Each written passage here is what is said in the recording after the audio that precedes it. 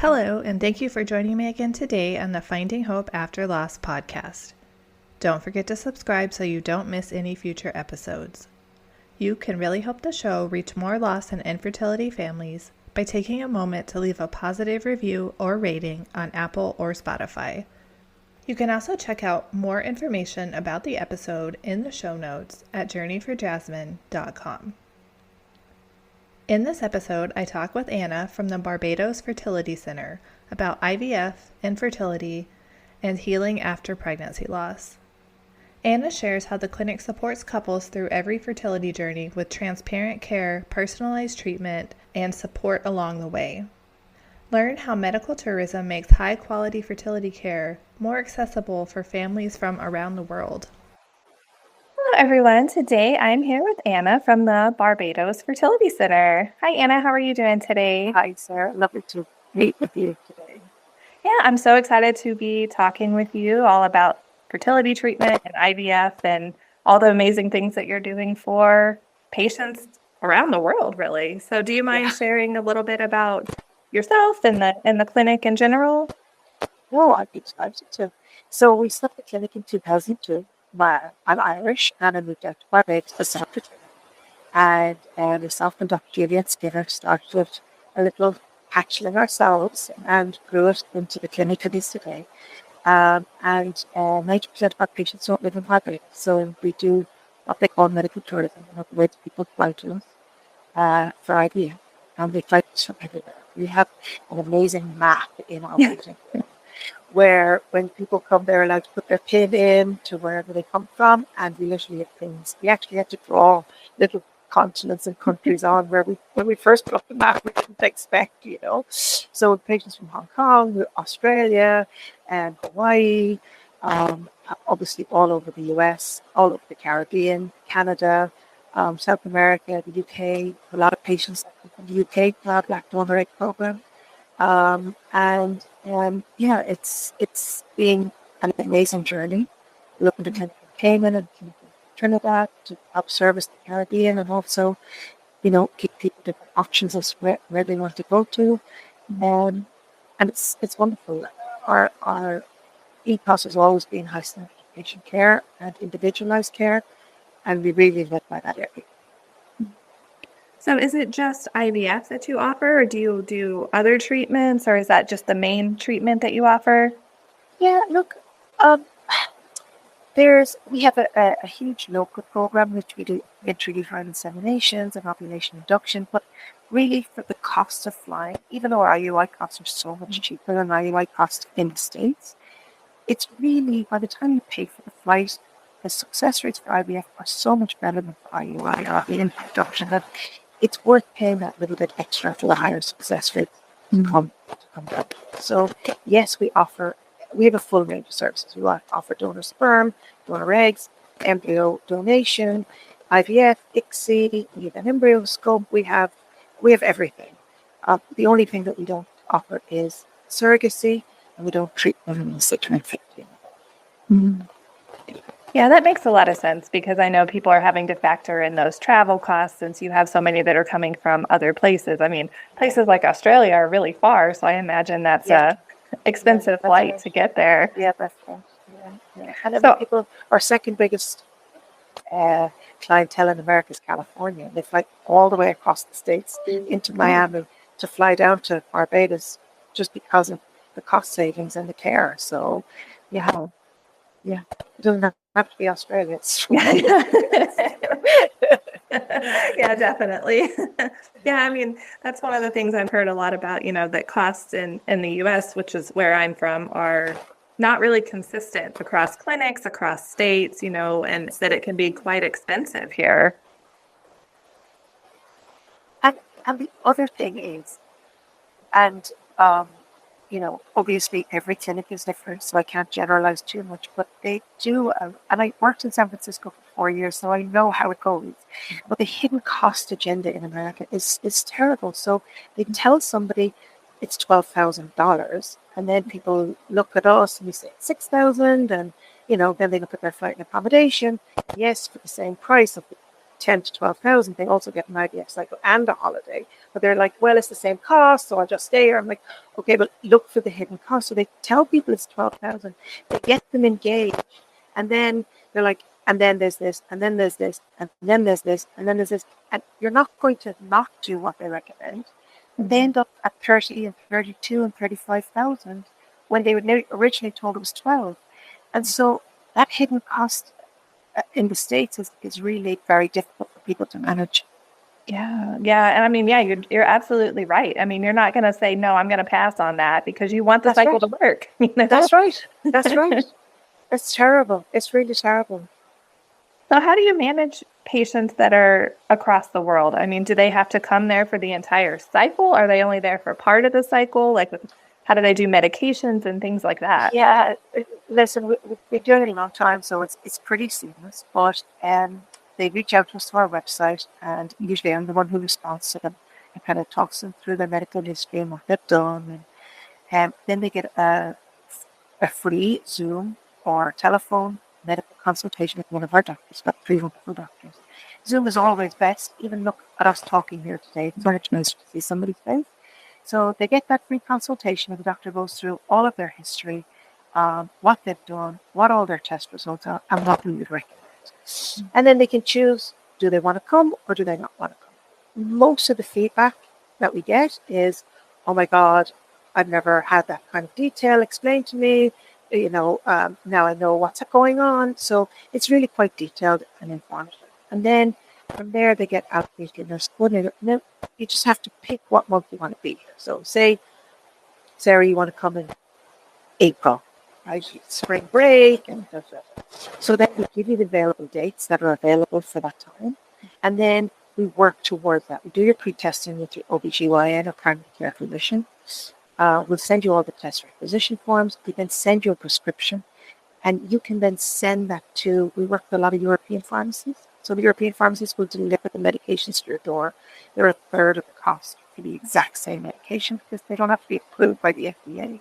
So they're made by the same companies, but they're a third of the cost. And so people save on the IVF cycle cost plus the medication cost. And then, of course, we do all of our injection instruction teaching by Zoom. We've got videos. We've got all these hand-holding things. And then they fly to Barbados after they've started their medications. And at that point, we do all their scanning, their bloods, their final monitoring, and then their egg collection and egg transfer. So they have to be in Barbados for 12 days. And during that time, they've got probably 5 appointments with us, which also leaves time for them to have a holiday, right? Snorkel with the turtles and just de-stress. I mean, the first day they come into our office, they're like, we're here for our appointment. Like, okay, we got you. And by the third day, they're in their bikinis and they're like, the catamaran tour leaves in 20 minutes. How long is my appointment going to be? And you can literally see the stress fading away. They don't have to tell their boss they're going to the dentist. They don't have to be stuck in traffic. And it just really makes a big difference to their wellness.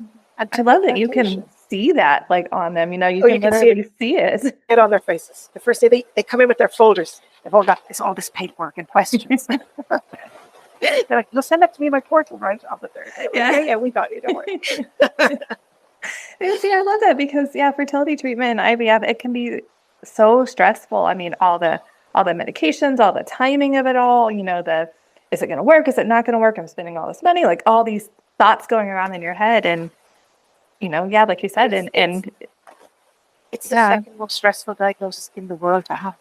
Mm-hmm. I mean, because it's all consuming and you can't get away from it. Either you're being asked, are you having a baby, or you see somebody with a baby, or you had a miscarriage, or you can never get away from it. And so for your mental health, it's actually really, really stressful. That's classified with the WHO. So, they do recognize how stressful it is. I think a lot of people, if they haven't been through it, don't understand that.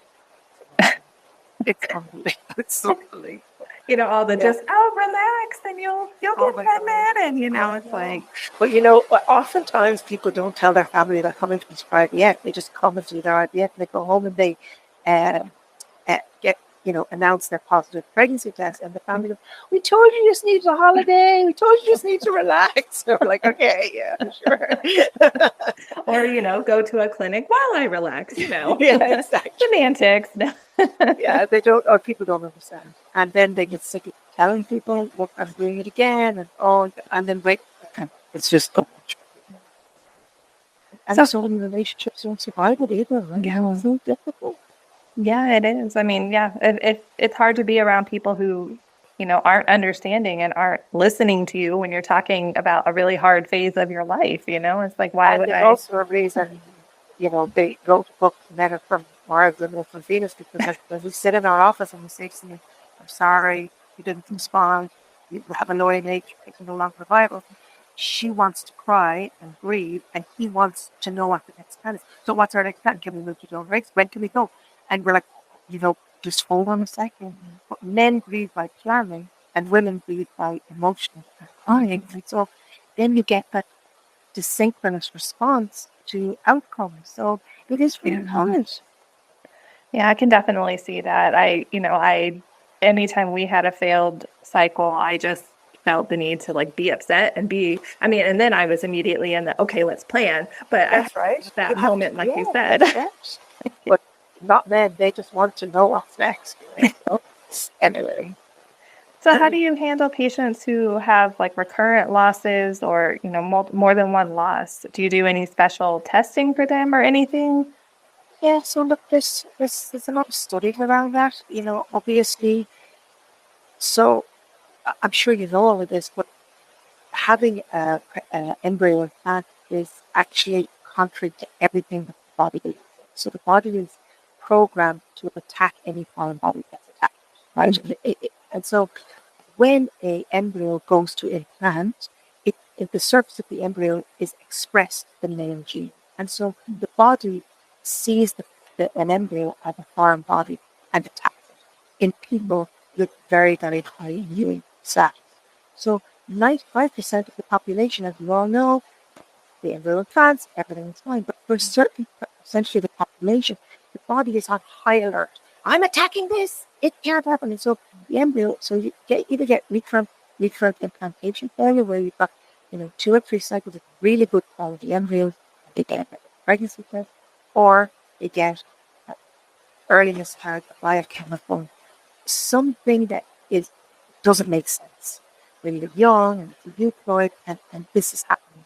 And so obviously the first thing you check anatomically, uterus okay, endometriosis or adenovirus, that's associated with recurrent miscarriage or recurrent infertility. And for anybody out there who's experiencing adenovirus or endometriosis, sure that your doctor looks at the immune side, because there is an autoimmune component now being recognized as part of that. So obviously anatomically, if uterus okay, no problem. Histoscopy, but usually when they come to us, they've had that. What they haven't had is the next level, which is a retest for if you've got antibodies, a lot of people have hypothyroidism, and the antithyroid antibodies are so high, and again, they're attacking the embryo development. So what happens is it's not just the embryo stage, but as the pregnancy continues to grow, the blood becomes like a group of soldiers. So they go and they cut off the blood supply to the baby that's going to grow. And so you have to dampen down. So we test ultraviolet killer cells, we test for cytokines. Again, depending on what their history is, this isn't like life for everybody, but for certain people, they absolutely need that extra layer of testing to see what is going on with their immune system that is causing. And then you can use a very little steroid, you can use blood thinner, aspirin, and Clexane, and that prevents that reaction from happening. In the old days, you used to use a lot of IVIG, globulin, because of the proteins in that, where they kind of negate the action from happening. Now there's a safer method, which is intravitreal, but really, the low-dose steroid and blood thinners are really okay. And we see huge success. Unfortunately, it's not something that you can do a medical study on, because if you have recurrent miscarriage, you're not going to sign up for a study, which is you might take a placebo that causes you to have another miscarriage, or you will take the steroid and the blood thinner that will prevent it from happening. So you can't get a good study on recurrent miscarriage and these medications. Because nobody's prepared to sign up for it. Understandably. Okay. I don't blame them. This is not a blame game. This is understandably. But I guess it's one of those things that it won't hurt them to take it. So no, that's what people say. Why would I not take it? I'm telling you this will help because exactly right. I feel like if you're at that point, you're willing to throw everything at it. Like, yes, tell me what to do. I will do it. That's right. That's exactly it. And it works really well. We've seen it over and over again, working like it.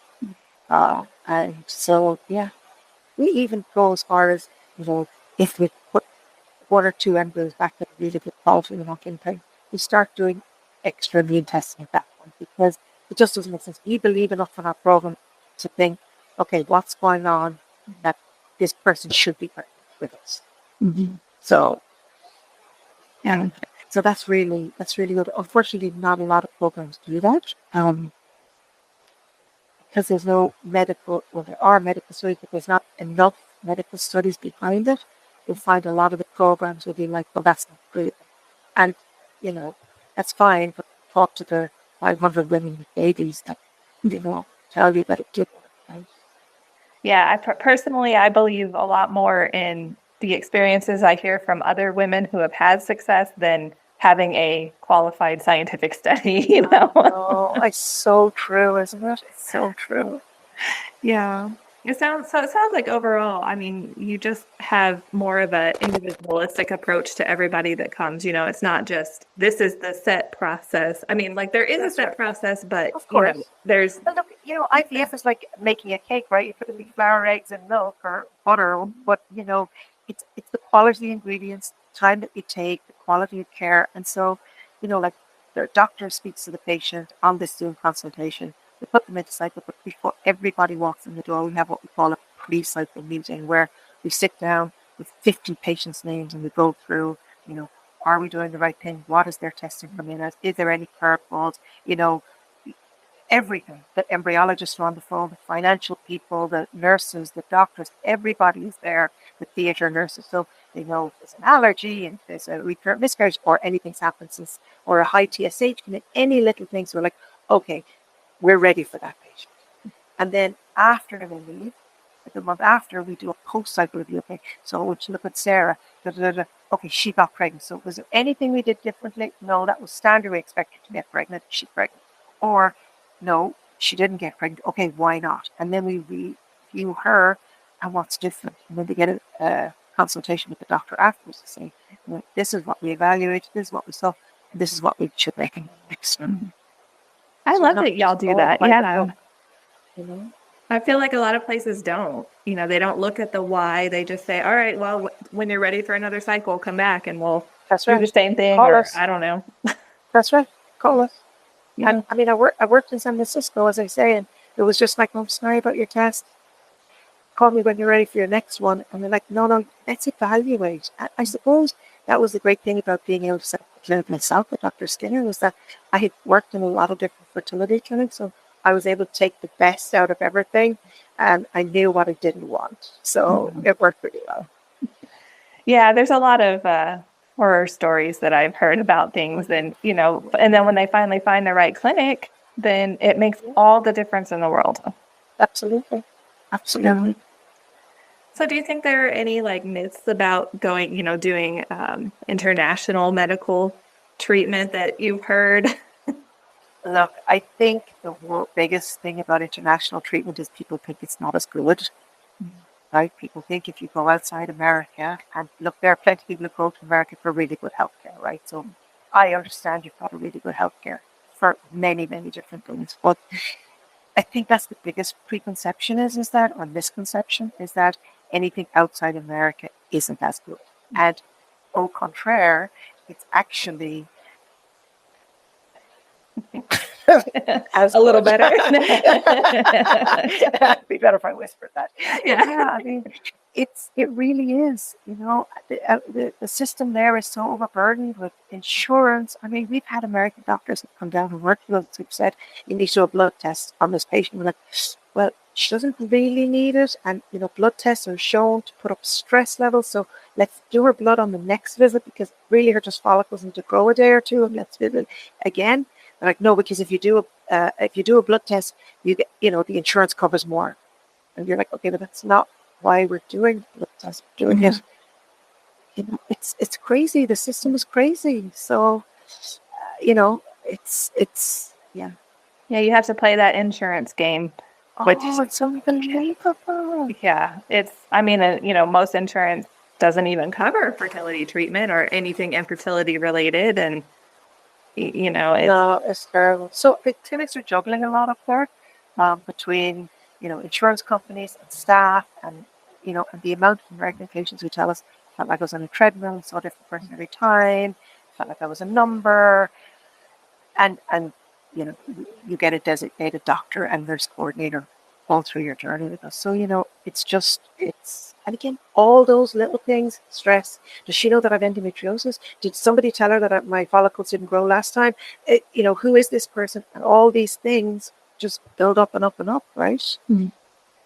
So, and traveling for healthcare is when we first started in 2002, but our first real overseas people came when we got our JCI accreditation in 2006. So, if JCI International are accrediting us as having high gold seal patient safety standards, then, back in 2006, almost 20 years ago, people didn't really understand medical tourism, but now I think it's much more open and spoken about. And I think that's the one misconception is that's not as good. And it is.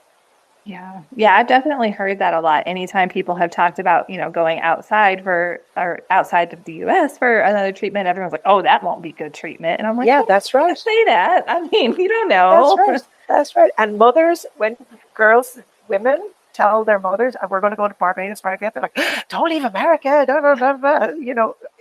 And so it's also a certain type of person that leaves America for healthcare, right? Yeah. And I've also heard, that people think it's, like we already talked about, that people actually think it's more expensive because you have the travel in there and all of that. But, you say it ends up being the same price, but you get vacation out of it. That's right. That's why I say to people, yeah, it might be the same price, but you get a 2-week holiday in Barbados for the same price. And I suppose, the other thing is that people think it'll take multiple trips, I have to be there a long time because, the fertility clinics, again, in the States are all consuming for a period of time. But really, once you're in Barbados for 12 days, you get everything done then.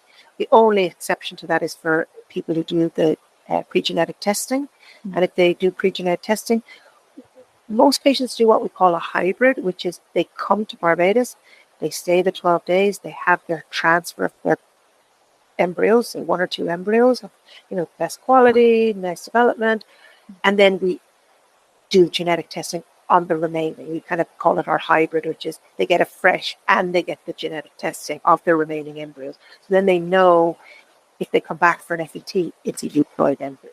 Mm-hmm. So they aren't flying back for an embryo that they don't know. So that's working really well. And the fresh transfer pregnancy rates, there's I think it's the last count 3.2 million babies born, with IVF.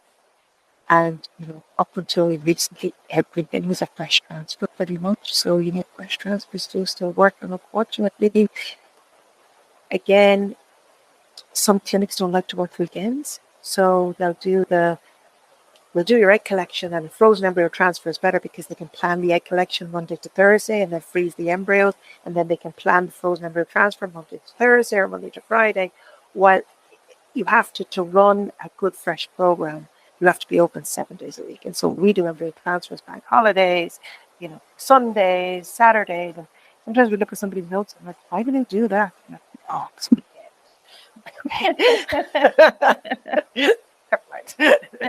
so, that's the thing is, be sure that you know all your options is all I'm saying. Don't just be sure you research it, not just take And again, doctor's advice is very important to follow, but just also be well informed yourself. Yeah, I really like that y'all, have that 7-day approach, because then, in prior fertility treatments that I've done, I feel like I was being scheduled around the doctor's schedule. And I'm like, well, that's not necessarily the best time, but, that's just what had to happen because they weren't willing to work, That's you know. right. And I do understand that doctors don't want to work every day, but, at least having other staff available or something. That's right. Because, as I say to women, your eggs don't know that it's Sunday, right? Yeah. If your egg collection has to be on a Sunday, it has to be on Sunday because that's when your eggs are ready. Otherwise, you get post-mature eggs, you get degeneration, you get poor blastocyst rate. So it has to be at the patient's schedule, not the doctor's schedule. It has to be. Otherwise, you're not doing people, you're taking their money, you're not giving them the right service. Yeah. I mean, this seems like it would be more likely to just not work, and then they have to do another cycle, and then you get more money. And I know, it is a vicious circle. It really is. I feel like if I came to Barbados for treatment, though, that I would never want to leave. Like, I'm just going to live here. I've never had the pleasure of being able to visit, but it's on my list of places I'd love to visit someday. I'm sure your followers would like you to go and do a site visit for them. Oh yes, I think I need to do that. Write it off on my taxes. Exactly. So are there any things that you wish people in general knew about, starting their fertility journey, or just anything about going through it? I suppose there's a couple of things. The first is your age is really important. Don't let doctors put you off. If you're 38, 39, and you've been trying the year, don't let people say, oh, keep trying, or oh, we'll try this. If you've got a low sperm count, or AMH is low, don't even wait the year. Do your AMH test, which is the anti-Müllerian hormone, which evaluates the egg and the ovarian reserve. If it's already borderline low, don't wait the year. You can't turn back that biological clock.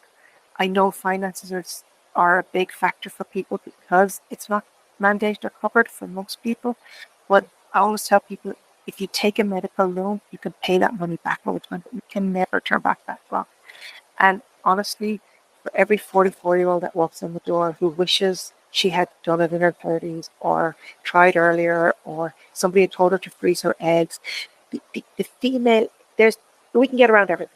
I mean, male factor, endometriosis, polycystic ovaries, tubes, but the female age is just the killer. So just empower yourself by not waiting for the doctor's schedule, not waiting for the AMH test after 18 months of trying. Really, if you're not conceiving within 6 to 12 months, you really, depending on your age, 12 months at 32 is fine, but 6 to 8 months at 38 is plenty, and that's really important. The other thing is wellness, right? I mean, we all know that eating healthily is good, and not smoking and not drinking heavily. But our team was at ASRM recently, and yet again, another study shows that male obesity correlates with lower sperm count. So it's not just the women. Men and women, remember that sperm and eggs are just cells, and they respond really well to wellness. So if you're healthy, if you're walking, if you're eating well, it really does make a difference. And a high BMI is correlated with higher miscarriage rates and lower pregnancy rates and all these things. So while you're crying and while you're getting ready, because that's the one thing you can control. You can't control if your tubes are blocking your sperm count. You can control that you're well and ready. So age is the big thing. Don't wait on anybody else to take your fertility into your own hands. Don't sit on a waiting list.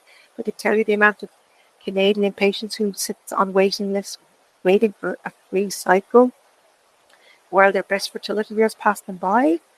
It's crazy. So, take control of yourself, of your health and wellness, but also of your age and your time. I think those are both really good pieces of advice. I mean, yeah, I've heard a lot of stories of that too. Like, I wish I had done this sooner, but you just don't know what you don't know sometimes. That's right. I know.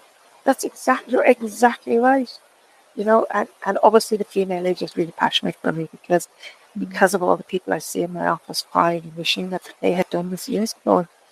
And you know, and unfortunately in this day and age, we have empowered women. So we have told them, go and have a house, go and have a car, go and have a career, go to college, be this amazing person. But nobody's saying, but don't forget to freeze your eggs. Nobody's telling women, but your husband can reproduce, but you can't. You have a finite time. And, with the careers, we're meeting people later, it's just, it's so, that's the thing. His age is just kind of. So I'm guessing then you guys have a lot of 35 plus people that come. Yeah, I mean, when I first started out, everybody seemed very old, and now people seem really young to me. I'm like, oh my God, she was born in 2002. But most women are 35 plus. Now of course that's not a bell-shaped curve. We've got the younger people and the older people, but most people are within that 35 to 45 range. Yeah, I think that's another thing that people don't understand, that, yes, infertility does happen with older women, and, but that it can also happen with very young women, that it's not just the 35 plus. No, absolutely. I mean, today I was emailing a girl who was 29, and she'd been trying like 4 years. And when you're 29 and you're trying 4 years, it's as painful as when you're 39 and you're trying 4 years. When you're trying for 4 years, you're still at the same level of sadness and discomfort. Right. Just so a younger person, yes, they've got a higher success rate when they come through, but it's still really painful for younger women, It's just that older women have a ticking clock in their back. Yes. Yeah, and then you have to go through the pregnancy as a geriatric pregnancy. And I had one of those because I was 35. I'm like, could you stop calling me geriatric all the time, please? We call it advanced maternal age. I like that better than geriatric. You like that better? Yeah, I think so too. I don't like that. It's like, okay, like I'm 35 here. I'm not 80 trying to have a baby, or I know, it's so true. But it's so true though for the medical, and that's one of the reasons we have our age cutoff, is because childbirth is still risky for women, and so you do have to be careful. For our women over 45, they need the medical clearance from their doctor, so there's no underlying conditions, because it is really hard on the body to grow a second human being. Right, so you have to be physically able.